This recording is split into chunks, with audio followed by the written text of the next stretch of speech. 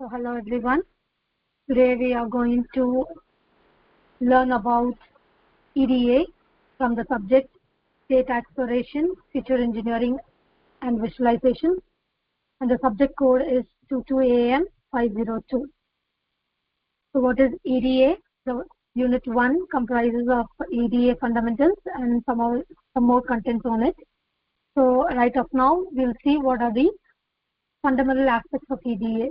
So what is EDA? Exploratory data analysis. So till now you would have seen in data science that you're being collecting data of various aspects from various sources, right? So how to make your data more efficient. So that is what is the process called as exploratory data analysis going to do. So you were fetching information from the real world, and those informations are going to be in the form of a raw data. Okay, we are supposed to do some processing in that data. See, the data which are collecting from some sources cannot be reliable sources, or we cannot depend and take conclusions according to that data sources. Okay, so we need to be processing the data accordingly. Okay, after processing, while processing, you are going to do some cleaning in the data, like missing values or empty columns that are going to be filled, which has to have valuable information. With the valuable information only we can make suggestions or conclusions. Okay, at that point of time, during the process of the data, what you're going to do the exploratory data analysis. Okay, this exploratory refines your data even more. Okay, before doing the modeling is nothing but you're going to do, you implement algorithms over here in the modeling method. Okay, before using the algorithm, you're going to refine the data as much as you can with all the possible values that you can attain without giving any empty cells or rows or columns. Okay, when you do a modeling in that kind of data set, you will get a perfect data set. Okay, with a perfect model where you can do the visualization and you can also view the product and make a decision accordingly. Okay, when you're doing this exploratory data analysis, you can make perfect decisions as you are refining the data even more. Okay, understood? So visualization, as the term explains you, is nothing but we're going to represent the data in any graphical format, either in flowcharts or in histograms or in pie charts. In that format, you're going to do the visualization, a graphical representation of visualization.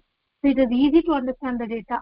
While you're doing this, you can easily understand the data. You can easily analyze the data and summarize it. You can get a meaningful insights of the data. What the data is telling about. You can acquire the insights of the data, and you can also draw patterns of the data.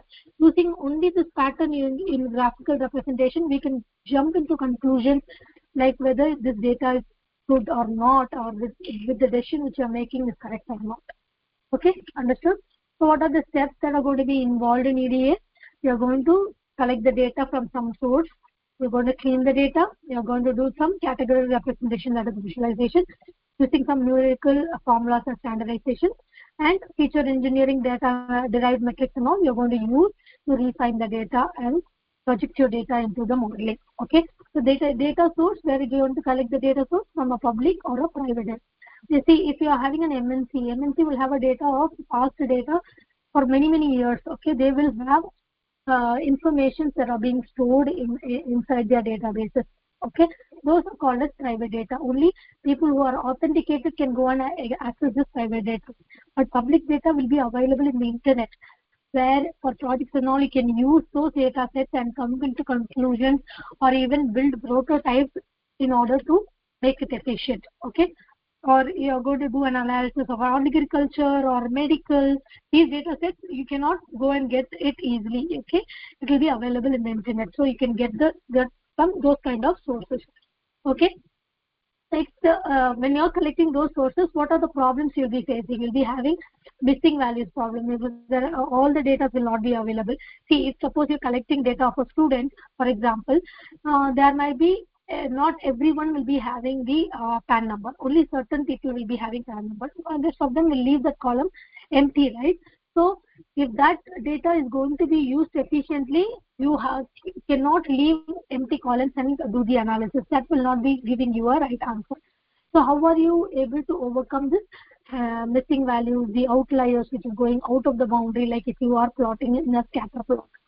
Okay, within the range, if it's being plotted, these are the values. If somewhere it is getting plotted like this and all far away, these values will not give you a proper output. So these are called as outliers. And missing invalid values, whether you are not giving up appropriate values. You have to standardize the data. Okay, this is very, very important when you collect the data. So you need to ask yourself about the data when you are learning. Does what you are reading make sense? What are the data giving you any sense? Okay, what the column names are giving sense, the data fields that are being produced is giving sense, or it's going to give you an answer. How does it make a proper sense for utilizing it? How we are going to summarize it with the numerical data? How does it make sense? All these questions should be arise in a data analytics person. Okay, so how the missing values can be handled?